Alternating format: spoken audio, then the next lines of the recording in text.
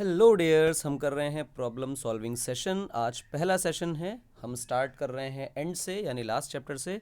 Alternating current का अभी अभी क्विक रिवीजन हुआ है क्लास में, और उसकी शीट डिस्कशन का काम आज से शुरू हो रहा है। ढेर सारे सवाल हम लगाने वाले हैं। ऑलमोस्ट पूरी शीट का डिस्कशन हम यहाँ पे ऑनलाइन करने वाले हैं। जो भी क्वेश्चंस आपके नहीं हुए हैं वो हम यहाँ कराएंगे, और जिसके जिसके हो गए हैं उसके लिए बहुत अच्छा एक बार रिवीजन हो जाएगा। तो क्वेश्चंस के थ्रू अपने टॉपिक्स को और अपनी प्रॉब्लम्स को रिवाइज करिए और प्रॉब्लम्स को दूर करिए। पेपर बहुत पास में है। आई होप कि सारे बच्चे बहुत सारी मेहनत कर रहे होंगे। तो problem solving session 1 alternating current से शुरुआत है। हमारा जो शीट है, जो मटेरियल है, उसमें एक्सरसाइज 1 हम ऑल्टरनेटिंग करंट का लगाने जा रहे हैं। मेरा नाम है इंद्रजीत सिंह। चलिए स्टार्ट करते हैं आज का problem solving session PSS number 1। तो देखें क्या है आज की पहली प्रॉब्लम। आइए देखिए। कह रहा है the resistance of a coil for DC in ohms, in AC the resistance will be. कह रहा है कि एक कॉइल है, कॉइल का मतलब कुछ ऐसा, और इसको जोड़ दिया गया है किसी DC सोर्स से। यहाँ पर कोई DC सोर्स लगा हुआ है और इसकी कोई ना कोई रेजिस्टेंस है। हमने कहा ठीक है, रेजिस्टेंस है। कह रहा है कि इन AC द रेजिस्टेंस विल, अगर ये DC सोर्स की जगह यही इंडक्टर या कॉइल अगर AC में लगा दी जाए तो क्या होने वाला है। इसकी रेजिस्टेंस ज़ीरो हो जाएगी, डिक्रीज़ होगी, इंक्रीज़ होगी और रिमेन्स सेम रहेगी। तो मेरे हिसाब से DC करंट में जब कांस्टेंट वोल्टेज का सोर्स होता है तो जो करंट होता है वो ऑलमोस्ट कांस्टेंट रहता है। और कांस्टेंट करंट के लिए L D I by d T which is potential difference across inductor वो ज़ीरो होता है, क्योंकि करंट कांस्टेंट है तो ये टर्म ज़ीरो हो जाता है। तो ओवरऑल जो इस वायर की अपनी रेजिस्टेंस है डीसी सोर्स के दौरान, डीसी सोर्स के साथ काम करते हुए इंडक्टर में सिर्फ ये रेजिस्टेंस काम करेगी। लेकिन जब भी कभी एसी सोर्स आएगा तो जो ईएमएफ होगा वो बेसिकली आई लिख दिया मैंने गलती से, ई नॉट साइन ओमेगा टी रहेगा। इसके करस्पॉन्डिंग कुछ ना कुछ करंट आएगा जो कि आई नॉट साइन ओमेगा टी और कॉस ओमेगा टी जो भी हो, sine omega T plus five लिख देता हूँ ताकि ये क्लियर रहे कि फेस चेंज हो सकता है। हो गया भाई, मान लो कुछ भी हो गया। तो इसके करस्पॉन्डिंग ये करंट आ गया। अब गौर से देखिए, करंट का फेस कुछ और है, और उसका कारण है कि यहाँ पर एसी के अंदर हमारे पास इस कॉइल की अपनी रेजिस्टेंस और साथ ही साथ इसमें जो जीटा एल यानी इंडक्टिव रिएक्टेंस आती है वो भी आ जाता है। और अगर इसका इफेक्टिव रेजिस्टेंस देखें तो दोनों को स्क्वायर करके ऐड कर दें तो बात बन जाती है।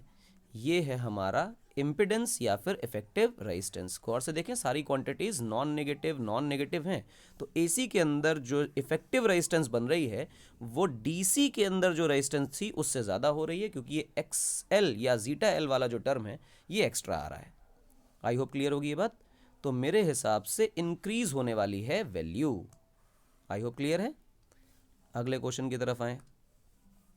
कलर चेंज कर लें, उस पर दिखेगा नहीं। तो अगला सवाल देखिए, सेकंड क्वेश्चन आज का क्या है। In an AC circuit the RMS value for current IRMS is related to the peak value by the relation. सबको एकदम स्ट्रेट फॉरवर्ड क्वेश्चन है कि IRMS जो होता है वो आई नॉट बाय √2 हुआ करता है। ठीक, तो आप देखें IRMS is I not by √2। I not by √2 D option correct दिखाई देता है। किसी को कोई परेशानी नहीं है। और ये ध्यान रखें कि ये जो आई नॉट बाई √2 वैल्यू है वो साइनोसोडल वेव के लिए है, यानी साइन कर्व अगर होगा हमारे ईएमएफ का या करंट का तब जा कर के कहीं ये बनेगा। अगर वो ई की पावर समथिंग में दे रखा है तो गड़बड़ बात है, या कोई और फंक्शन है तो अलग बात है। साइन या कॉस का फंक्शन होगा तो फिर यही आंसर आता है। हमारे घरों में जो बिजली है वो साइन कॉस के कर्व में ही आया करती है। अच्छा, थर्ड नंबर देखें। In RLC circuit the capacitance is changed from C to 2C, मतलब कैपेसिटेंस को डबल कर दिया। For the resonant frequency to remain unchanged, मतलब इसको बदल दिया गया है, लेकिन कह रहा है कि जो पहले रेजोनेंट फ्रीक्वेंसी थी, यानी पहले जो ओमेगा नॉट 1 थी वही ओमेगा नॉट 2 भी होनी चाहिए। फर्स्ट केस का रेजोनेंट फ्रीक्वेंसी सेकंड केस के रेजोनेंट फ्रीक्वेंसी से बिल्कुल मैच करनी चाहिए। अब कैपेसिटेंस तो बदल दिया तो सेम तो नहीं रह सकता। तो ध्यान दो कि रेजोनेंट फ्रीक्वेंसी का फॉर्मूला क्या होता है। This is nothing but square root over 1/LC। ये पहला केस है। अब गौर से देखो, कि जो ओमेगा है वो एल और सी पे डिपेंड कर रहा है। तो अगर मैं सी चेंज कर रहा हूँ और ओमेगा को चेंज नहीं होने देना है तो पक्की पक्की बात है कि एल में चेंज करना पड़ेगा। तो हम कहेंगे कि कुछ एल प्राइम हो गया और सी की जगह क्या कर दिया बेटे, 2c। और कह रहा है कि ये वाला टर्म और ऊपर वाला टर्म बराबर हैं क्योंकि दोनों की फ्रीक्वेंसीज में कोई चेंज नहीं करना है। तो 1/l into C is equal to 1/l prime into 2c। तो c से c कैंसिल, तो l प्राइम की जो वैल्यू है वो आ गई l/2। l/2 ऑप्शन है, हाँ है, सी ऑप्शन करेक्ट है। क्लियर है। अगला सवाल देखें। एक LCR सीरीज सर्किट है। ध्यान रखें कि जो अपना बोर्ड का कोर्स है उसमें सीरीज सर्किट ही कोर्स में है, पैरेलल सर्किट्स कोर्स में नहीं है। LCR series circuit connected to a source E, ठीक, EMF है E, is at resonance. The voltage across resistance is 0, R is equals to applied voltage, C is 0, L equals applied voltage. किसके किसके across कितना voltage है ये देखना है, पर इतनी बात दी गई है कि जो कहानी है AC सर्किट की, LCR सर्किट की, वो रेजोनेंस पर है। ये इंपॉर्टेंट टर्म है, ज़रूर इसको लेकर चलिए कि जो सर्किट है वो रेजोनेंस में है। देखें ये लिखा हुआ है, ये लिखा हुआ है रेजोनेंस में सर्किट। तो हमें पता है एट रेजोनेंस जो XL है या जीटा L है वो जीटा C के बराबर होता है। इसको आप अगर देखें LCR सर्किट के अंदर अगर आप बनाने की कोशिश करें फेज़र डायग्राम्स को, तो देखिए फेज़र डायग्राम कैसे बनता है। ये पोटेंशियल है और ये करंट का फेज़ है, या ये कह लो कि ये पोटेंशियल अक्रॉस इंडक्टर है 90 डिग्री करंट से आगे, और ये पोटेंशियल अक्रॉस या पोटेंशियल डिफरेंस अक्रॉस कैपेसिटर है करंट से 90 डिग्री पीछे, और यहाँ पर तुम्हारा पोटेंशियल डिफरेंस अक्रॉस रेजिस्टेंस हुआ करता है। हम ऐसी बातों को कंसीडर किया करते हैं कि VL जो है वो बड़ा हो जाए VC से। पॉसिबिलिटी इस बात की भी है कि VC बड़ा हो जाए VL से, लेकिन एक बात क्लियर है, चाहे कुछ भी हो XL is equal to XC है, सीरीज सर्किट है, इससे पता चलता है कि VL is equal to VC होगा ही होगा अगर हमारा जो सर्किट है वो रेजोनेंस में आ गया है। तो गौर से देखें, एक जनरल केस बनाने की कोशिश करें। यहाँ पर अगर हम VL को बड़ा मान ले VC से तो यहाँ पे VL माइनस VC आता है। इन दोनों से अगर एक वेक्टर डायग्राम बनाने की कोशिश करें और जो कॉमन टेल से निकलने वाला रिजल्टेंट है वो V नेट बताने की कोशिश करेगा। ये जो एंगल है जिसको हम फेस डिफरेंस बोला करते हैं, तो ये tan फाई की जो वैल्यू हुआ करती है बेटे वो VL minus VC upon VR होती है। सीरीज सर्किट है, करंट कॉमन लेके अगर काट देंगे तो zeta L minus zeta C upon R आएगा। कोई परेशानी वाली बात बिल्कुल नहीं। और आपको अगर दिखाई दे रहा है कि जब रेजोनेंस की कंडीशन यहाँ पर अप्लाई करेंगे तो मालूम चलेगा कि टर्म ज़ीरो आ गया है, और tan फाई की वैल्यू ज़ीरो तब होगी जब फाई की वैल्यू ज़ीरो हो जाएगी। क्लियर है मेरी बात। अब फाई की वैल्यू ज़ीरो होने का मतलब ये हुआ कि जो वी नेट है, अगर आप देखें इस अपने फेजर डायग्राम के अंदर, आप देखिए जो अपना वी नेट है वो कहाँ आ गया फाई ज़ीरो करते हुए। जैसे ही करंट को देखें और करंट से फेज नापे 0 डिग्रीज तो आप करंट की ही दिशा में आ गए, यानी कि जो वी नेट है वो सारा का सारा किसके अक्रॉस है, सिर्फ और सिर्फ रेजिस्टेंस के अक्रॉस है, यानी सारा वोल्टेज रेजिस्टेंस के अक्रॉस आ गया। तो हम देखें जरा ऑप्शन मैच करें। कह रहा है कि आर के अक्रॉस जो वोल्टेज है वो ज़ीरो हो जाएगा। अभी हमने देखा गंदी बात है, नहीं होगा भाई, आर के अक्रॉस वोल्टेज ज़ीरो नहीं होगा। और जब ऐसा कुछ हो गया है तो दिखाई दे रहा है कि V R is equal to V net आ चुका है, यानी कि आर इक्वल्स अप्लाइड वोल्टेज। जितना भी सोर्स ने वोल्टेज अप्लाई किया वो सारा का सारा वोल्टेज रेजिस्टेंस के ही अक्रॉस आ गया। और ये बात हम वेरीफाई कहाँ से कर रहे हैं, tan फाई को जीरो करके देख रहे हैं कि वी नेट करंट के ही अक्रॉस आ गया, और करंट के अक्रॉस जो वोल्टेज होता है वो तो रेजिस्टेंस के अक्रॉस होता है, इसलिए ये आंसर करेक्ट है, बी ऑप्शन करेक्ट है। अगला देखें सवाल हमारा क्या कह रहा है। एक LCR सर्किट है, फिर से वही तमाशा बोल दिया इसने LCR सर्किट का, तो हमने कहा ठीक है LCR सर्किट कर लीजिए। LCR सर्किट में रेजोनेंस हो रहा है और LCR सर्किट है एट रेजोनेंस। ध्यान रखिए स्पेशल कंडीशन होती है रेजोनेंस की, इसलिए मोस्टली सवाल रेजोनेंस पे ही पूछे जाते हैं। Which of these will affect the current in the circuit, इनमें से कौन सर्किट के करंट को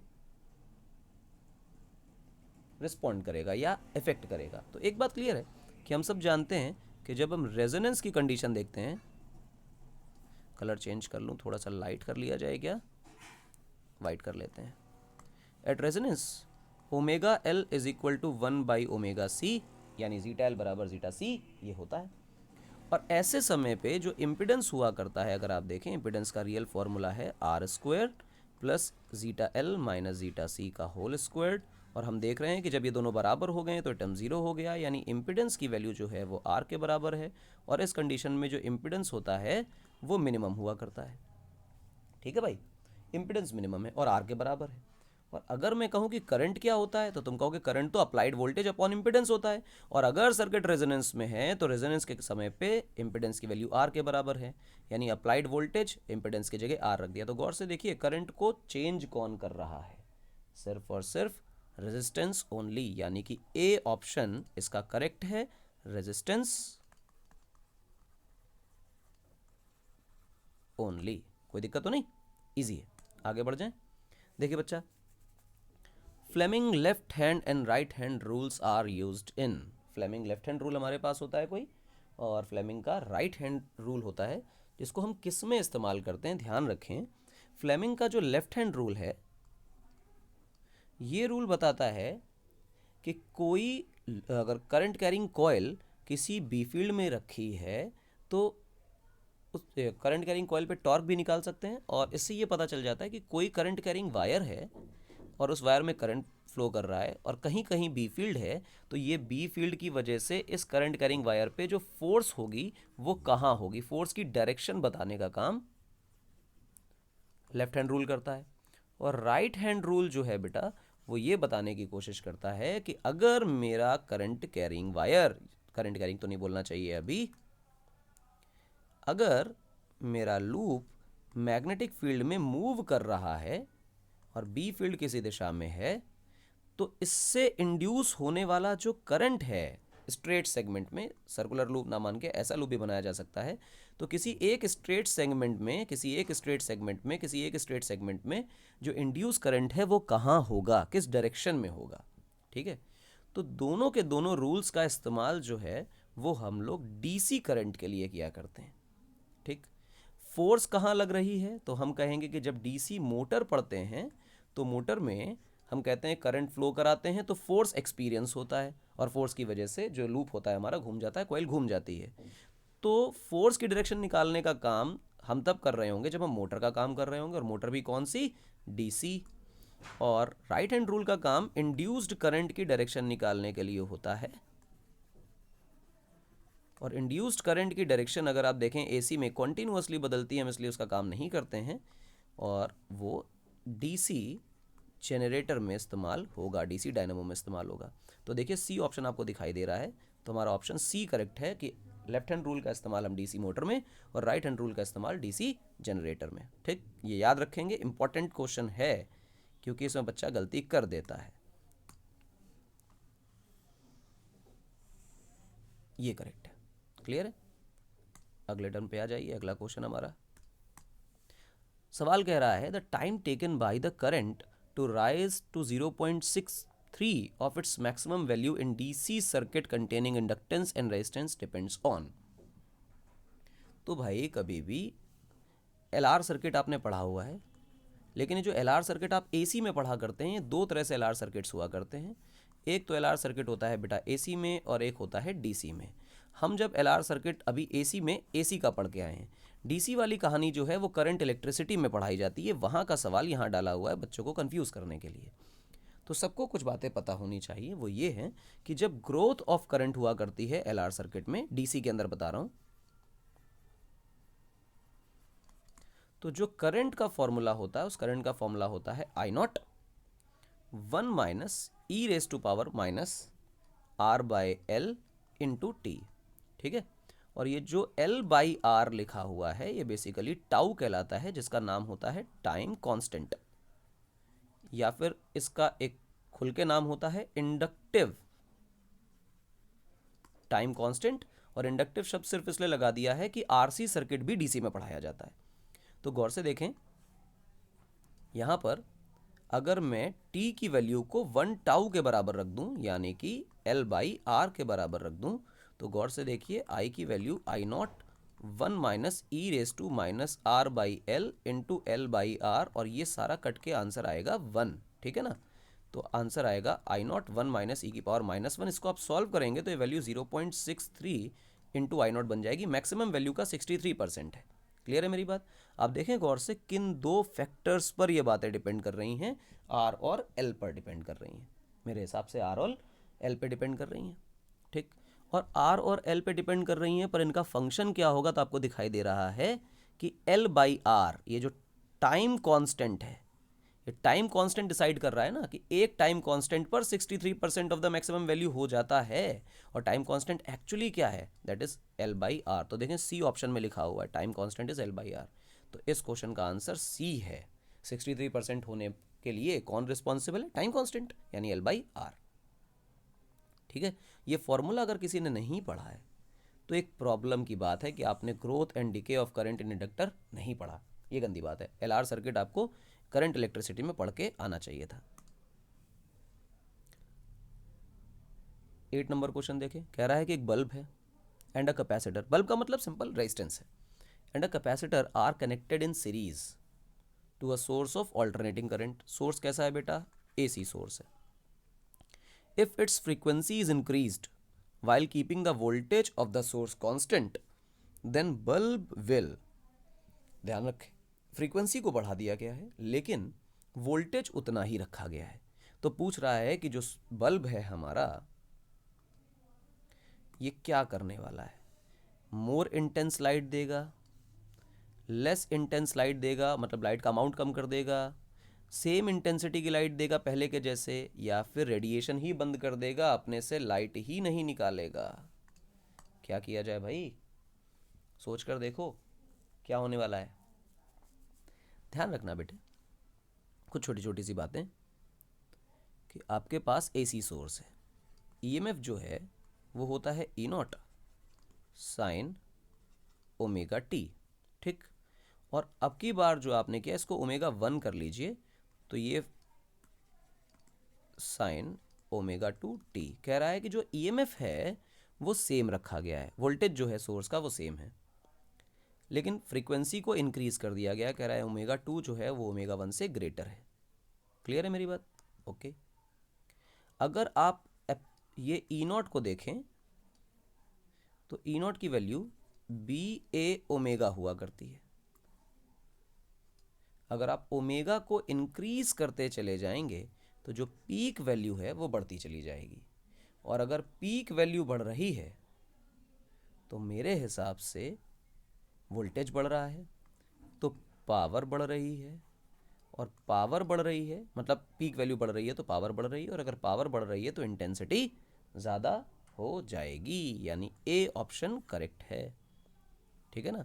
और एक चीज़ और देख लो कि ये कहाँ से आता है बी ए ओमेगा। तो अगर किसी को याद है कि फ्लक्स की value B A cos omega t होती है, तो फेराडे लॉ आप लगाएंगे d phi by d t -1 is equal to e m f होता है। आप डिफ्रेंशिएट करेंगे तो बी कांस्टेंट ए कांस्टेंट बाहर आ जाएगा, ओमेगा बाहर, और ये बन जाएगा sine omega T cos omega T को डिफ्रेंशिएट करके। तो ये जो पहले का टर्म कांस्टेंट लिखा हुआ है इसी को हम ई नॉट बोलने लगते हैं। इसलिए आप देखें ऊपर जो आंसर लिखा गया है इसी टर्म के हिसाब से आंसर दिया गया है।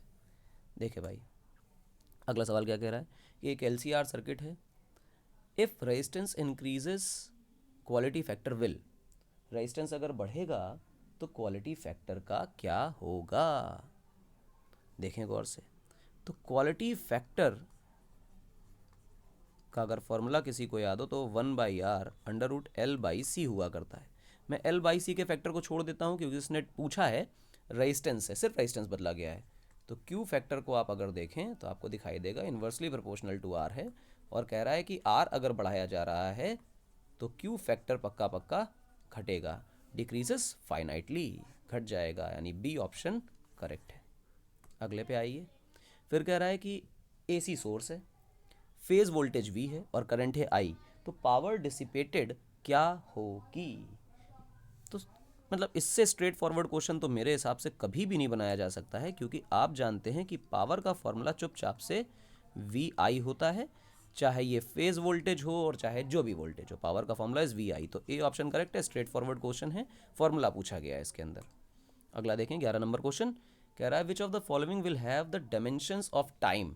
टाइम की डायमेंशन किसके बराबर हुआ करती हैं? अभी अभी हम लोगों ने LR DC सर्किट पढ़ा था, या अभी क्वेश्चन देखा था, पढ़ा तो आपको पक्का होना चाहिए था, और इसमें देखा था कि जो करंट की वैल्यू है वो I not 1 minus growth of current में minus R by L into T है, और इसमें जो एल बाई आर टर्म है इसको हम टाउ बोल रहे हैं। तो बेसिकली ये formula I not 1 minus e raise to minus t by tau, ये फॉर्मूला बनता है। तो आप देखें टाइम कांस्टेंट ये है, और टाइम कांस्टेंट का मतलब जो इसकी यूनिट है वो सेकंड्स हैं, यानी टाइम की यूनिट है, तो एल बाई आर की यूनिट टाइम के बराबर होती है, यानी सी ऑप्शन करेक्ट दिखाई देता है। क्लियर है? आगे आइए 12 नंबर क्वेश्चन देखिए, कह रहा है कि in N oscillating LC circuit, LC oscillation हमने पढ़े हैं क्लास में, the maximum charge on the capacitor is Q, the charge on the capacitor when the energy is stored equally between the electric and magnetic field is. तो कह रहा है कि भाई मैक्सिमम चार्ज जो हो सकता है कैपेसिटर पर, यानी एलसी सर्किट है, एलसी सर्किट का मतलब एक इंडक्टर लगाया और यहाँ पर कैपेसिटर लगा दिया और इनको जोड़ रखा है, तो यहाँ पर क्या होगा, करंट कभी इस दिशा में, कभी इस दिशा में, कभी इस दिशा में, कभी इस दिशा में, और ऐसे करके करंट लगातार ऑसिलेट कर रहा होगा, इसीलिए इसको एलसी ऑसिलेशंस बोला जाता है। और ये जो एलसी ऑसिलेशंस हो रहे हैं इनमें जो मैक्सिमम चार्ज है यानी क्यू मैक्स, उसके बारे में बोला जा रहा है कि ये क्यू ही है। ठीक, तो कह रहा है कि कैपेसिटर पर उस वक्त का चार्ज बता दो जिस वक्त एनर्जी दोनों के दोनों फॉर्म्स में, यानी ई फील्ड और बी फील्ड के फॉर्म में same to same amount of energy रहता है। अच्छा, जिस वक्त एनर्जी सेम रहती है, अगर एनर्जी सेम रहती है तो एनर्जी डेंसिटी सेम रहनी चाहिए, है ना? तो इसका आंसर क्या आने वाला है बताइए भाई। तो हमें इतना पता है कि जो अगर मैक्सिमम चार्ज ये है, अगर ये मैक्सिमम चार्ज है, तो जो एनर्जी उस वक्त कैपेसिटर में होगी वो होगी क्यू स्क्वायर बाई 2c, और जो इंडक्टर की एनर्जी है उस वक्त होगी ज़ीरो। ठीक है बात, कोई दिक्कत तो नहीं है? आई होप नहीं होनी चाहिए। और बाद में जब ये एनर्जी, अच्छा यही टोटल एनर्जी हो चुकी है, क्योंकि जिस वक्त चार्ज कैपेसिटर पे मैक्सिमम है उस वक्त इंडक्टर में एनर्जी ज़ीरो है, और कैपेसिटर के पास ही सारी की सारी इलेक्ट्रिक फील्ड की एनर्जी मौजूद है, और इंडक्टर में कोई एनर्जी नहीं है, तो टोटल एनर्जी यही हो गई। फिर कह रहा है कि दोनों में एनर्जी बराबर बराबर बढ़ जानी चाहिए, यानी एक ऐसी कंडीशन लानी है कि इंडक्टर की एनर्जी और कैपेसिटर की एनर्जी सेम हो जानी चाहिए। सेम होने का मतलब ये हुआ कि यू एल अगर 2 टाइम्स कर दें तो वो value U of C 2 times होगी, और ये वैल्यू यू टोटल के आधी होगी, टोटल एनर्जी की आधी, बेसिकली आधी आधी बढ़ गई होगी, ऐसा ही तो सीन है। ठीक है ना? ठीक है, तो हम ऐसा कह सकते हैं कि जिस वक्त की बात हमें दी जा रही है कि जब एनर्जी आधी हो जाए तो टोटल एनर्जी का आधा कैपेसिटर में मौजूद होगा, और हम ये कह रहे हैं कि उस वक्त की जो कैपेसिटर की एनर्जी है यू प्राइम, वो यू टोटल अपॉन 2 है। यू टोटल अपॉन 2 को देखिए, यू टोटल तो ये लिखा हुआ है, that is Q square by 2c, और फिर मालूम चलता है कि इसका आधा, आधे का मतलब 1/2 से आप इसको मल्टीप्लाई कर लीजिए, कोई दिक्कत तो नहीं। अब तुम फॉर्मूला अप्लाई करने की कोशिश करो कैपेसिटर की एनर्जी का। तुम कहते हो कि कैपेसिटर की एनर्जी तो क्यू स्क्वायर्ड बाई 2c हुआ करती है। अब नई एनर्जी है तो कुछ और चार्ज हो गया होगा, और ये एनर्जी तो हम यहाँ लिख रहे हैं, तो बेसिकली यही energy Q squared by 2c का हाफ है। तो गौर से देखिए बेटे, क्यू सी 2c से 2c कट गया, तो मेरे पास जो क्यू प्राइम की वैल्यू है वो क्यू अपॉन √2 दिखाई देती है। कोई दिक्कत तो नहीं है? इजी है एकदम। अब आप देख लीजिए क्यू अपॉन √2, तो मेरे हिसाब से आप सबको सी ऑप्शन नज़र आ रहा होगा, क्यू अपॉन √2।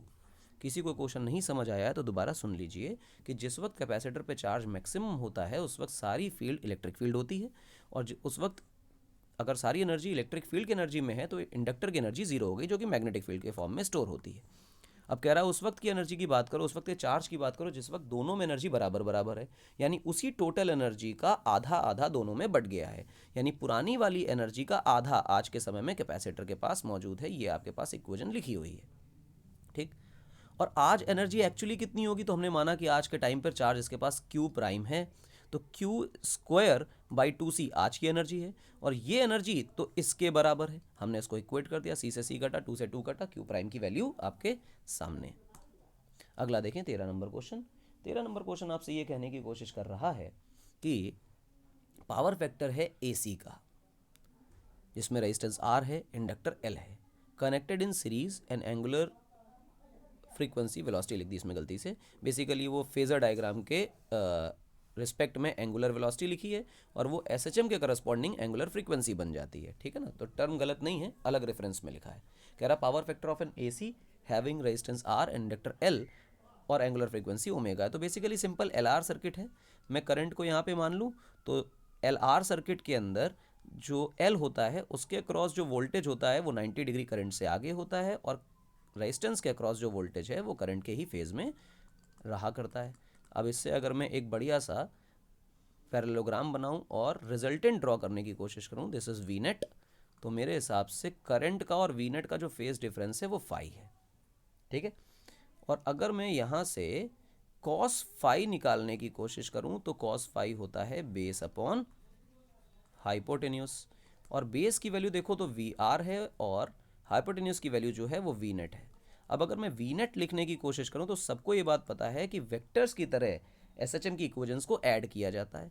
तो ये वी आर और वी एल को हम डायरेक्ट ना ऐड करके वेक्टर की तरह ऐड करेंगे। दो वेक्टर्स 90 डिग्री पे ऐड होते हैं A square plus B square के रूट से।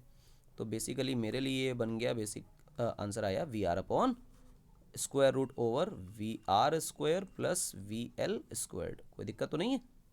आई होप नहीं होनी चाहिए। अगर इसमें कोई दिक्कत नहीं है किसी प्रकार की तो ये भी पता चलता है कि वी आर की जगह हम लिख सकते हैं सिर्फ आर और वी आर की जगह लिख सकते हैं नीचे R square plus X L square. ये है हमारा कॉस फाई। और जो ये कॉस फाई होता है इसी को याद करो बच्चों, हम लोग बोला करते हैं पावर फैक्टर,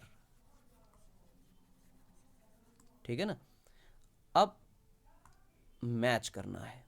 अच्छा, अभी तो ओमेगा में आंसर लिख रखा है तो ठीक है भाई, जो ये जीटा एल हुआ करता है ये ओमेगा एल हुआ करता है, तो इसको और खोल खाल के लिख लो, R upon square root over R square plus XL की जगह या जीटा एल की जगह ओमेगा एल मतलब स्क्वायर कर देंगे, ओमेगा स्क्वायर एल स्क्वायर। कोई परेशानी नहीं, वैल्यू पुट करी, अपना आंसर आ गया। अब जरा मैच करा जाए, देखो हमारा आंसर एंड में क्या आया हुआ है, R upon R square plus omega square L square का रूट यानी कि पावर 1/2, यानी बी ऑप्शन परफेक्टली करेक्ट। 14 नंबर सवाल देखें। एसी पावर है, ट्रांसमिट की जा रही है from a power house at a very high voltage. अब हाई वोल्टेज की पावर आती है, सबको पता है कि बनती जो इलेक्ट्रिसिटी है वो 11 kV की है, लेकिन जब इसको ट्रांसमिट किया जाता है तो 132 kV यानी 1,32,000 वोल्ट की बिजली बनाकर, यानी स्टेप अप करके ट्रांसफॉर्मर से ये ट्रांसमिट की जाती है। और क्लास के डिस्कशन में ये बात हमने सीखी थी कि ये बात सिर्फ इसलिए की जाती है, इतना वोल्टेज बढ़ाने का कारण सिर्फ इसलिए होता है क्योंकि अगर आप जो पावर सप्लाई कर रहे हैं, basically energy is conserved always, तो जो सोर्स है जो बिजली बनाकर भेज रहा है वो इलेक्ट्रिसिटी के फॉर्म में हो, किसी भी फॉर्म में हो, बेसिकली आप भेज तो एनर्जी ही रहे हैं। उस एनर्जी का इस्तेमाल करके ही अप्लायंसेस चलने वाले हैं, तो कुछ ना कुछ पावर आप इनपुट दे रहे हैं, और जो पावर आप इनपुट दे रहे हैं उससे ज़्यादा तो आउटपुट नहीं आ सकता है, यानी पावर कंजर्व है, इससे ज़्यादा नहीं हो सकता। और पावर का फॉर्मूला वी आई होता है। अगर आप हीट की बातें करने की कोशिश करो तो हीट का फॉर्मूला होता है आई स्क्वायर आर। जितना ज़्यादा करंट उतनी ज़्यादा हीट। अगर मैं करंट को कर दूं मिनिमाइज तो हीट हो जाएगी मिनिमाइज, और हीट हो जाएगी मिनिमाइज तो जो पावर हम पहुंचा पा रहे हैं, कंज्यूम्ड पावर, बढ़िया वाली पावर जो हमारे सोर्स अप्लायंसेस तक पहुंचेगी वो ज़्यादा होगी। अब अगर ये जो मेरी पी है ये कांस्टेंट है, कंजर्व है, कम ज़्यादा नहीं हो सकती, तो जितना कम करंट होगा उतना ज़्यादा वी को होना चाहिए। जैसे जैसे आप वोल्टेज को बढ़ाते जाओगे पावर कांस्टेंट के लिए करंट घटता जाएगा, तो जितनी ज़्यादा आप वोल्टेज बढ़ा दोगे करंट उतना कम हो जाएगा, और करंट कम होने के करस्पॉन्डिंग हीट कम होती चली जाएगी और लॉस कम से कम आएगा। तो बी ऑप्शन को अगर आप गौर से देखने की कोशिश करो, इसकी शक्ल साफ साफ लिख रही है कि it is more economical due to less power loss. तो ये पावर लॉस जो आई स्क्वायर आर का हो रहा है वो कम होने लग जाता है। आई होप क्लियर होगा एकदम। आगे देखें, in a pure capacitive AC circuit, pure capacitive circuit है, एसी सर्किट है, ठीक है। The current and voltage differ in phase by, सबको पता है कि करंट इस दिशा में होगा। अगर प्योर कैपेसिटिव सर्किट है तो जो पोटेंशियल डिफरेंस अक्रॉस कैपेसिटर होता है वो करंट से 90 डिग्री पीछे हुआ करता है, ठीक है ना। तो लैग करता है, इन्होंने लैग तो नहीं पूछा है, ये पूछा है कि what is the phase difference. तो मुझे इतना पता है कि जो मेरा डेल्टा फाई है वो 90 डिग्री आता है, यानी कि सी ऑप्शन आप सबको करेक्ट दिखाई देता है। कोई दिक्कत तो नहीं है, आई होप नहीं होगी। अगले सवाल पे पहुंचते हैं। 16 नंबर क्वेश्चन आपसे ये कहने की कोशिश कर रहा है कि which of the following statement is incorrect. कौन सा ऑप्शन इनकरेक्ट है? पहला सवाल, पहला ऑप्शन पढ़ें। In LCR circuit, AC circuit है, as the frequency of the source increases, source की फ्रीक्वेंसी इंक्रीज करते हैं तो impedance of the circuit first decreases then increases. Correct बात है। आप देखें कि जब आप इम्पिडेंस का ग्राफ प्लॉट किया करते थे तो किसी एंगुलर फ्रीक्वेंसी ओमेगा नॉट पर, जबकि पावर मैक्सिमम आया करती थी, वहाँ पे इम्पिडेंस मिनिमम होता है। इसके पीछे भी इम्पिडेंस बढ़ता है और इसके आगे भी इम्पिडेंस बढ़ता है। तो फर्स्ट डिक्रीजेस देन इंक्रीजेस। तो पहला ऑप्शन तो भाई करेक्ट है, और हमें कौन सा ढूंढना है? जो इनकरेक्ट है, यानी पहला ऑप्शन हमारा आंसर नहीं है। बी पढ़ें। If the net reactance of an LCR circuit, net reactance का मतलब इम्पिडेंस से ही है, घबराना नहीं है। LCR circuit is as AC circuit is same as its resistance, मतलब जो नेट इम्पिडेंस है या ये को नेट रिएक्टेंस है, विच इसको इम्पिडेंस बोल रहे हैं, वो रेजिस्टेंस के बराबर है। कह रहा है कि अगर ऐसा है then the current lags behind the voltage by 45 degrees. अच्छा, net reactance of an LCR circuit, series AC circuit, is same as its resistance, then the current lags behind the voltage by 45 degrees. तो गौर से देखो, कह रहा है कि जब कभी भी नेट रिएक्टेंस जो है वो R के बराबर हो जाएगा तो वोल्टेज जो है वो करंट से, current lags voltage behind 45 degree, ये अपना वोल्टेज होगा और ये एंगल 45 होगा। कह रहा है करंट बिहाइंड है और वी नेट आगे है।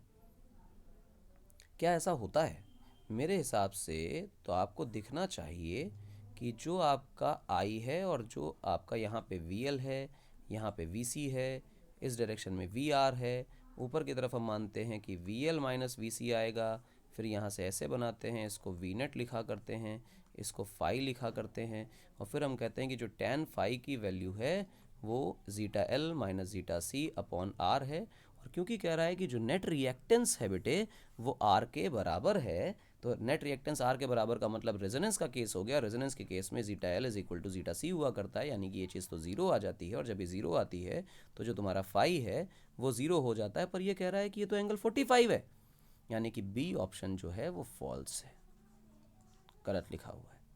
ठीक, अब आगे पढ़ें सी ऑप्शन के बारे में। At resonance the impedance of N AC circuit becomes purely resistive. हाँ, ये बात तो सच है कि जब भी कभी रेजोनेंस हुआ करता है तो रेजोनेंस के टाइम पर आप सबको पता है कि जो Z है वो R के बराबर हो जाता है। सी ऑप्शन करेक्ट है। डी ऑप्शन देखें।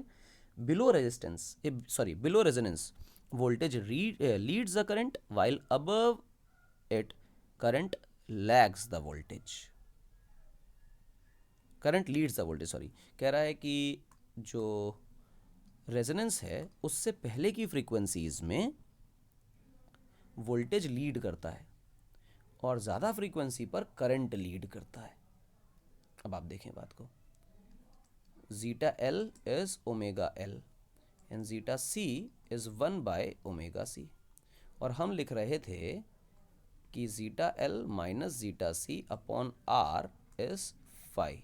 यही तो सीन है मेरे हिसाब से, ऐसा ही तो हम लोगों ने लिखा था, ऐसा ही लिखा था मेरे हिसाब से, ध्यान रखना। अगर आप ओमेगा को छोटा बताएं ओमेगा नॉट से, यानी रेजोनेंट फ्रीक्वेंसी से छोटा बताएं, और ये ध्यान रखें कि एट ओमेगा नॉट जो है वो ज़ीटा एल ज़ीटा सी के बराबर है। लेकिन अगर मेरा ओमेगा कम हो रहा है ओमेगा नॉट से, ओमेगा कम होने का मतलब है कि ज़ीटा एल घट रहा है और ज़ीटा सी बढ़ रहा है, क्योंकि ये डायरेक्टली प्रोपोर्शनल है और ये इन्वर्सली प्रोपोर्शनल है, आपको दिखाई दे रहा है कम फ्रीक्वेंसी पर।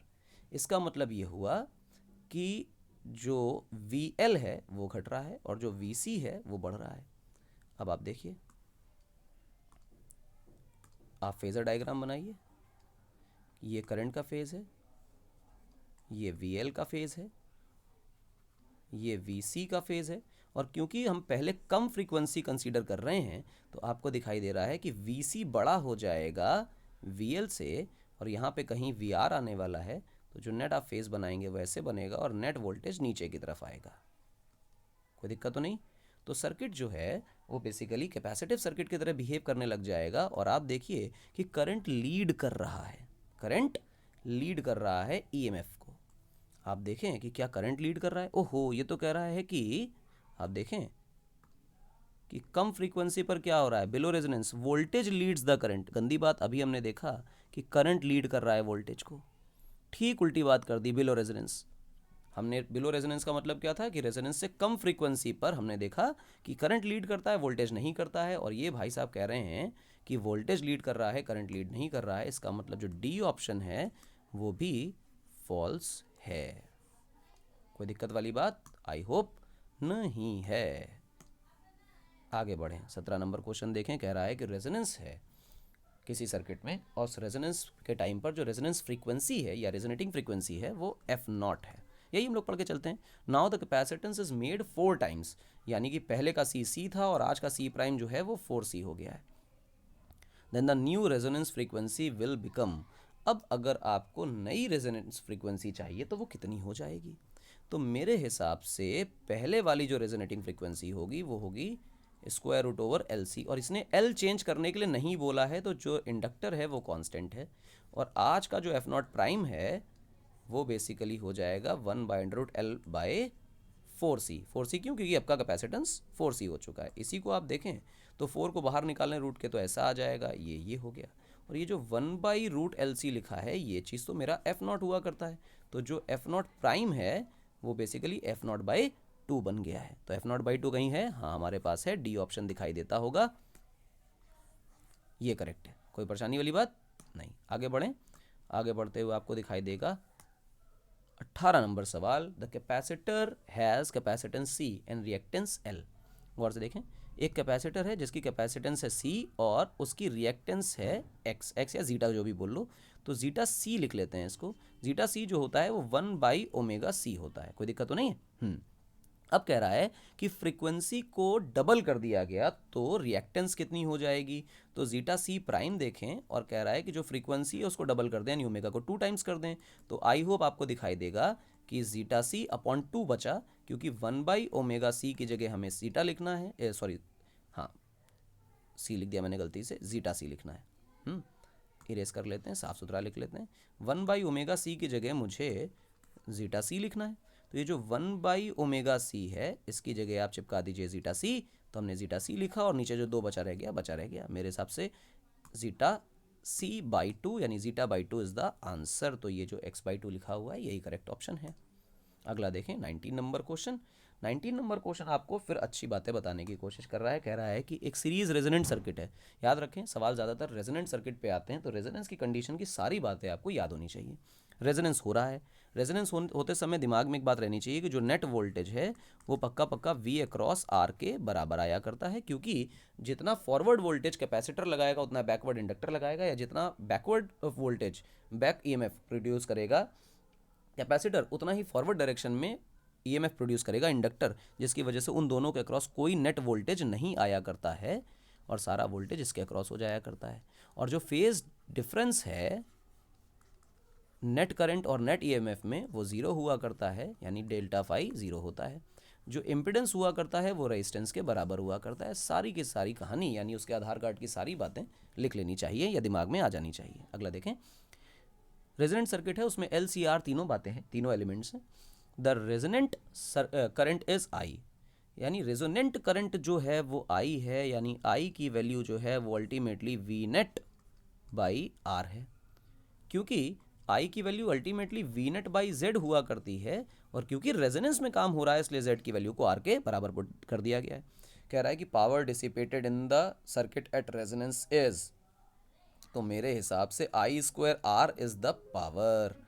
और ऐसा क्यों कह रहे हैं कि I²R पावर होगी, उसका बहुत सिंपल सा तरीका है यार, कि जो पावर कंज्यूम हो रही है वो अल्टीमेटली रेजिस्टेंस में ही हो रही है और कहीं तो नहीं जा रही है ना। तो अगर ऐसा है तो 19 नंबर क्वेश्चन का जो आंसर है वो डी आपको दिखाई देना चाहिए। आइए भाई, डी ऑप्शन करेक्ट है। अगले सवाल पे आए। अगला सवाल ये रहा, और ये सवाल हमसे ये कहने की कोशिश कर रहा है कि एक इंडक्टर है जिसका इंडक्टेंस है एल और एक रजिस्टर है जिसकी रेजिस्टेंस है आर। उनको ऑल्टरनेटिंग सोर्स से जोड़ दिया गया है, उसकी फ्रीक्वेंसी भी बता दी गई है कि ओमेगा है, और कह रहा है कि क्वालिटी फैक्टर क्या होगा। क्वालिटी फैक्टर के बारे में क्या कोई जानकारी है आपको? बताओ भाई, क्वालिटी फैक्टर किसी को आता है?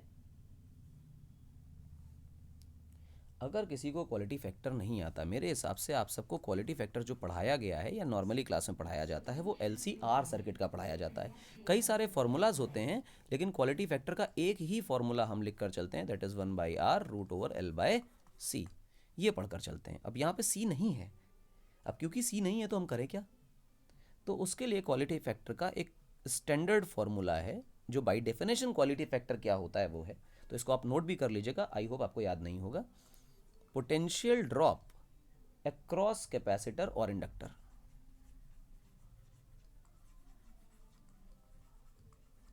अगर ये RC सर्किट होता तो हम कैपेसिटर लिखने लग जाते, और अगर ये DC सर्किट LR सर्किट है तो हम इंडक्टर लिख रहे हैं। मतलब अभी आपके लिए इंडक्टर है तो हम इंडक्टर पकड़ के चल रहे हैं। अगर इसकी जगह पे L की जगह C दिया होता तो फॉर्मूला यही होता, बस कैपेसिटर के क्रॉस वोल्टेज लिखने लग जाते। और नीचे है पोटेंशियल डिफरेंस अक्रॉस R, मतलब जो वोल्टेज कैपेसिटर के क्रॉस है या इंडक्टर के क्रॉस है वो ऊपर, और जो पोटेंशियल डिफरेंस रेजिस्टेंस के क्रॉस है वो नीचे। तो मेरे हिसाब से सीरीज सर्किट है, इसलिए I इंटू जीटा एल ये पोटेंशियल डिफरेंस अक्रॉस इंडक्टर होगा, और I इंटू आर ये पोटेंशियल डिफरेंस अक्रॉस रेजिस्टेंस होगा। I से I कैंसिल हो गया, जीटा एल बाई आर, और जीटा एल की वैल्यू जो है वो तो ओमेगा एल होती है, और नीचे रहा आर, तो omega L by R is the quality factor of the LR circuit.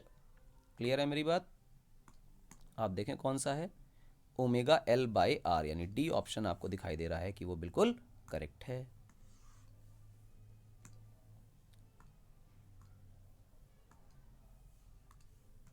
आप देखें, कह रहा है कि core of any transformer is laminated so as to. किसी भी ट्रांसफॉर्मर की कोर को लेमिनेट क्यों किया जाता है? अब क्यों किया जाता है, उसका सिंपल सी चीज़ है कि जब भी कभी आपकी जो कोर है वो बहुत बड़ी हो जाए, इसको मैं थोड़ा सा ये कर लूँ,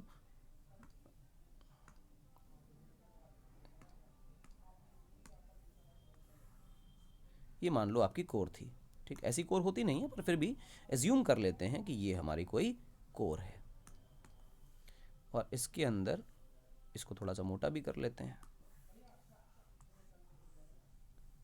कुछ ऐसा ड्रामा है। ये पूरा मटेरियल भरा हुआ है, बेसिकली इतनी बातें कर रहे हैं हम।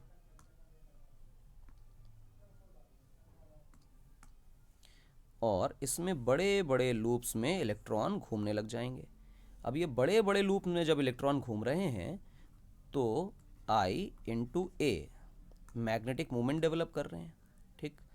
अब जो करंट, जो इलेक्ट्रॉन घूम रहे हैं मैग्नेटिक फील्ड के चेंज होने की वजह से उसको रोका नहीं जा सकता, आप इलेक्ट्रॉन्स के मोशन को नहीं बंद कर सकते, पर जो जिस एरिया में, जिस लूप के एरिया में घूम रहे हैं इसको छोटा किया जा सकता है। तो हम क्या करते हैं, हम ये कोशिश करते हैं कि इसको यहाँ से काट देते हैं, इसको यहाँ से काट देते हैं, इसको यहाँ से काट देते हैं। तो काटने से क्या होता है कि बहुत छोटे छोटे से ये टुकड़े बचते हैं, और ये जो छोटे छोटे टुकड़े हैं इनमें अगर हमारे इलेक्ट्रॉन्स खूब तमाशे से घूम भी रहे होंगे तो बहुत छोटा छोटा एरिया बनाएंगे। बहुत छोटे छोटे एरिया में घूमेंगे तो एरिया के घट जाने से आप सबको दिखाई देगा कि जो मैग्नेटिक मोमेंट है वो भी घट जाएगा, और जब मैग्नेटिक मोमेंट घट जाएगा तो जो अपोज करने की ताकत है एक्चुअली वो कम हो रही है, और जितना अपोजिशन फ्लक्स के चेंज को ये कम करेंगे उतना ज़्यादा लॉस कम आएगा, ठीक है ना। और अगर इन सारे टुकड़ों को आपस में दोबारा से जोड़ दिया जाए तो इस बात की पूरी पॉसिबिलिटी है कि इलेक्ट्रॉन कंडक्टिंग मटेरियल पा करके इधर से उधर जंप करके जा सकता है। समझ रहे हो बात को? इलेक्ट्रॉन यहाँ से यहाँ जंप मार के जा सकता है। अगर हम इसको किसी इंसुलेटिंग मटेरियल से कोट कर दें, इसकी कोटिंग कर दें, तो इंसुलेटिंग मटेरियल से कोटिंग करने के बाद ये बात होती है कि कोई इलेक्ट्रॉन इंसुलेटिंग मटेरियल को क्रॉस करके कंडक्टिव होते हुए आगे नहीं जा सकता। तो यहाँ कहीं भी इलेक्ट्रॉन एक सेगमेंट से दूसरे सेगमेंट में नहीं जाएगा, प्रोहिबिटेड रहेगा। तो अल्टीमेटली कोटिंग करने का काम सिर्फ इतना था कि जो इलेक्ट्रॉन छोटे लूप्स बना रहे हैं वो दूसरे वाले सेगमेंट में जाकर बड़े लूप्स ना बनाने लग जाएं। तो एडी करंट से होने वाले लॉसेस को रिड्यूस करने का काम ये कोटिंग किया करती है। आगे देखें बच्चों, 22 नंबर सवाल आपसे कुछ कह रहा है। क्या कह रहा है वो देखें। कह रहा है कि टाइम कांस्टेंट आरसी सर्किट का क्या हुआ करता है। अगर किसी को टाइम कांस्टेंट की वैल्यू नहीं याद है तो ये याद होनी चाहिए। एलआर सर्किट के लिए मैंने अभी पिछले कुछ क्वेश्चन में बता दी, और आरसी सर्किट के लिए लिख लो कि I is equal to I not, या चार्ज से याद रखो, आई चार्ज का फॉर्मूला याद रखो कि जो चार्ज होता है that is Q naught 1 minus ई की power minus T by R C. तो ये जो टी बाई आर सी है, यानी 1 बाई आर सी जो लिखा हुआ है, इसको हम लोग टी बोला करते हैं और ये टाउ बोला करते हैं, और यही हमारे लिए टाइम कांस्टेंट हुआ करता है, और इसकी डायमेंशन भी बिल्कुल टाइम के बराबर हुआ करती हैं। तो जो ये 1 बाई आर सी वाला जो पहला ऑप्शन दिख रहा है आपको 22 नंबर में, वो करेक्ट है।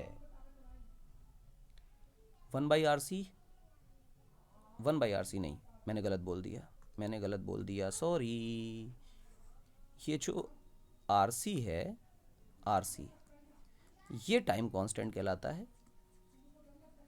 तो जो आप इक्वेशन देखेंगे क्यू की, तो ये बन जाएगी क्यू नॉट ऑफ 1 माइनस ई की power minus T by tau. ठीक, तो जो आर सी है ये अल्टीमेटली टाइम कांस्टेंट होता है। थोड़ी सी गलती होगी, मैंने 1 बाई आर सी को बोल दिया। जो सी ऑप्शन है वो करेक्ट है। ठीक है, अगला सवाल देखें। अगला सवाल आपसे कह रहा है कि एनर्जी जो है वो in a current carrying coil is stored in the form of, सबको पता है कि इंडक्टर के अंदर मैग्नेटिक फील्ड के फॉर्म में एनर्जी स्टोर रहती है। ये हो गया भाई आपके पास। अगला सवाल देखें, इसमें कोई मतलब इफ एंड बट था ही नहीं। सवाल पढ़ें। कह रहा है कि in an LCR circuit connected in series with an alternating voltage of frequency f, the current leads voltage by 45 degree.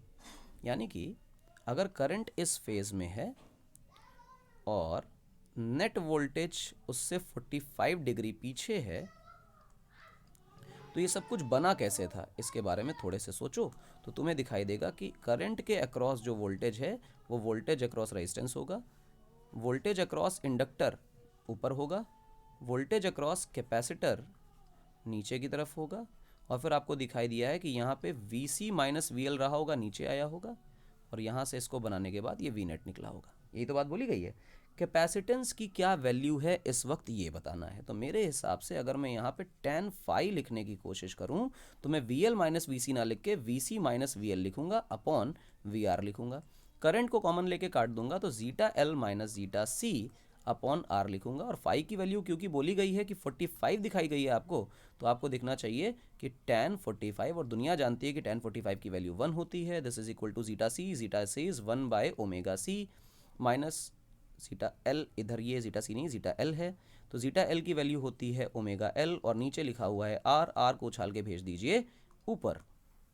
तो सीन क्या बना आपके सामने, आपके लिए वैल्यू आ गई R is equal to 1 by omega C minus omega L। Omega L को इधर भेज दीजिए तो आप लिखेंगे R plus omega L is equal to 1 by omega C। Omega को आप फिर से ऊपर भेज दीजिए तो आप देखेंगे omega into R plus omega L is equal to 1 by C।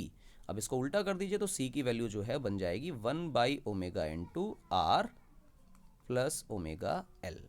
कोई दिक्कत वाली बात नहीं। ये हो गई एक्सरसाइज 1 कंप्लीट। ठीक, तो इस प्रकार से एक्सरसाइज 1 का आज सॉल्यूशन हमने किया है। अगले टर्न पे जब हम मिलेंगे अगले वीडियो में तो हम एक्सरसाइज 2 के अच्छे क्वेश्चंस के सॉल्यूशन कर रहे होंगे। आई होप सारे बच्चे पढ़ रहे हैं, पढ़ते रहिए, जी जान से लगाते रहिए, खुद भी शीट लगाइए, मैं तो लगा ही रहा हूँ। मिलेंगे अगले टर्न पे, तब तक के लिए गुड बाय, धन्यवाद, टाटा, बाय बाय।